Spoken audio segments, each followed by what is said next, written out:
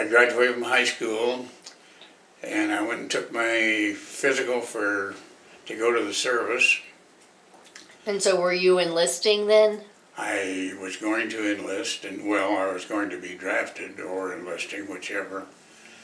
But I went and I took my physical and they turned me down because I had a hernia in my side where I'd been operated on for appendicitis, and I was deemed 4F, which was just kind of a disgrace because everybody that was physical was already in the service. What does 4F mean? Well, that means that we're physically not fit for service, Okay. which is kind of ridiculous. But so I left my job at the drugstore and went to work for the U.S. Department of Agriculture. Was on a surveying crew, and I made enough money to go to the hospital and have my hernia fixed, and then I enlisted in the Navy, which my dad thought I was about the dumbest kid he'd ever raised. He already had 2 sons in the service. Mm-hmm. Well, why did you want to do that? Well, it was just World War II, and it was a thing to do.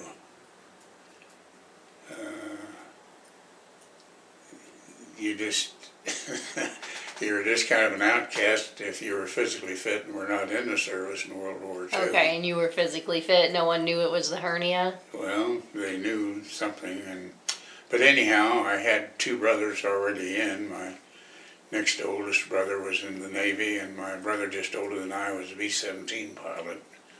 So out of the 4 boys, 3 of us were in the service, and my oldest brother was deferred because he was a farmer, and they needed people on the farm growing produce and what have you. Mm-hmm. So then I went into the service. I took my training at Great Lakes Naval Training Station, and as soon as I got out of boot camp, I was shipped to New York City and went aboard the ship that I was on the entire time I was in the Navy, the DE-139, USS Farquhar, Farquhar, as a destroyer escort. And